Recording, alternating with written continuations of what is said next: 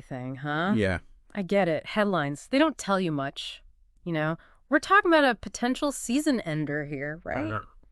At the peak of the title race, Rodri goes down against Arsenal, a match that could have, massive implications for who's going to win that title.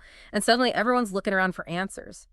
Can anyone really fill that void that he leaves in that Man City midfield? That's the million-dollar question, isn't it? Yeah. And it's a question I think that has everyone kind of scratching their heads a little bit Okay. because Rodri isn't just another player for Man City.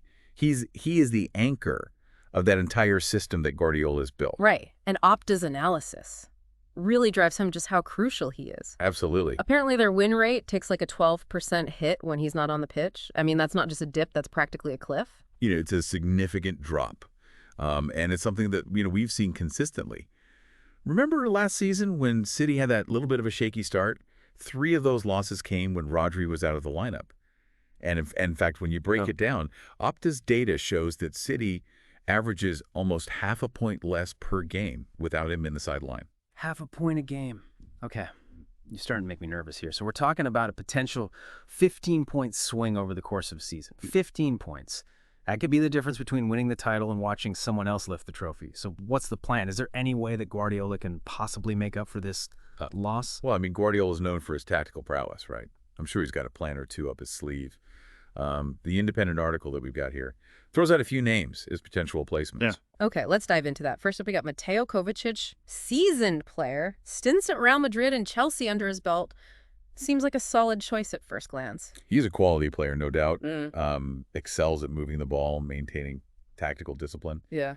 But I think his strengths lie more in progression rather than being that, purely defensive presence that Rodri provides. So not quite a like-for-like replacement then. What about Ilkay Gundogan? He's back with City. He's no stranger to playing a bit deeper. Yeah, that's true. He has played in a deeper role before, even alongside Kovacic. That was a few seasons ago. And I think it's important to remember that Gundogan really thrived in that more advanced role last season. To expect him to just seamlessly slot back into that defensive position, especially with the weight of replacing Rodri on his shoulders, might be asking a little bit much. Fair enough. The Independent also mentioned young Rico Lewis. He's been turning heads with his versatility, even got the start in midfield during the Club World Cup final. Surely is an option. Lewis is incredibly talented. There's no doubt that he's got a bright future ahead of him. But to expect him to shoulder the responsibility of replacing Rodri full-time, especially in a season as crucial as this one, it feels like a huge gamble. It's not just about technical skills at this point. It's about tactical understanding, defensive awareness, controlling the tempo of the game from that deep-lying midfield position. These are all aspects of the game that Rodri has honed over years at the highest level. It would be a lot to ask of a young player, no matter how talented. Yeah, it sounds like Lewis might be one for the future, but not quite ready for this particular challenge. That brings us to John Stones. Incredibly comfortable on the ball. And has filled in at midfield in the past. Maybe he's the answer. Stones is a really interesting proposition because he certainly possesses the technical ability and the passing range that's crucial for that deeper role. In fact, the Opta Analyst article highlights just how dominant Rodri was in that area, leading the league in both passes completed and open play sequences. Now, Stones has that kind of passing range in his locker. But if he slots into midfield, City loses their defensive backbone. It's a tactical trade-off that Guardiola needs to consider very carefully. So what we're seeing is that there's no easy solution here. Rodri is almost irreplaceable. And the stats paint a pretty bleak picture. And this is where things get even more complicated for City. This injury comes at a time when they're already navigating a pretty treacherous landscape off the pitch. Absolutely. Yeah. You're right. It's not just the on-field challenges that City has to worry about right now. The Manchester Evening News article really digs into that, how this injury might impact their whole legal battle that's going on. It's a whole other layer of complexity they have to deal with. It's like trying to juggle chainsaws while you're walking a tightrope, right? The article even quotes some unnamed Premier League executive who suggested a potential points deduction for City. Wait, get this, 70 to 80 points. Are we even playing on the same planet anymore? It's a massive potential penalty. And I think it just throws even more uncertainty into the mix. This injury coming at this time, it makes City look vulnerable. And, their rivals are watching very closely for any sign of weakness. Right. Like sharks circling. They are going to pounce at the first sign of blood in the water. Exactly. A long-term injury to a player as crucial as Rodri, it can have ripple effects throughout the entire club. It affects transfer negotiations, player morale, everything. The Manchester Evening News even touches on how this might impact the futures of players like De Bruyne, Haaland, even Rodri himself. Hold on. Are we talking about a potential exodus here? This Right. could unravel their entire squad. Well, it's too early to say for sure, but I think where there's uncertainty, there's speculation. And we've already seen how the pressure can get to this City squad. Remember Bernardo Silva's little outburst after that Arsenal match? How could I forget? I mean, the Sky Sports article painted a pretty vivid picture of that. You could tell that he was carrying the weight of this entire situation on his shoulders.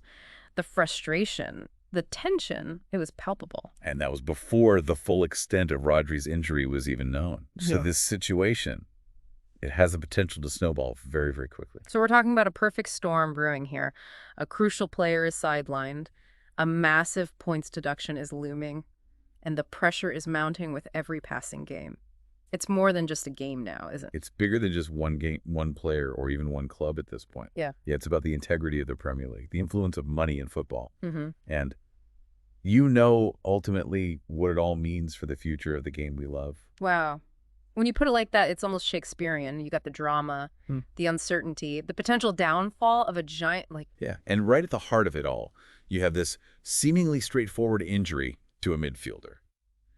It's crazy how these things can spiral outwards. So where do we go from here? What happens next in this whole saga? Well, that's the million-dollar question, isn't it? The legal battles will continue to play out. The transfer rumors are only going to intensify.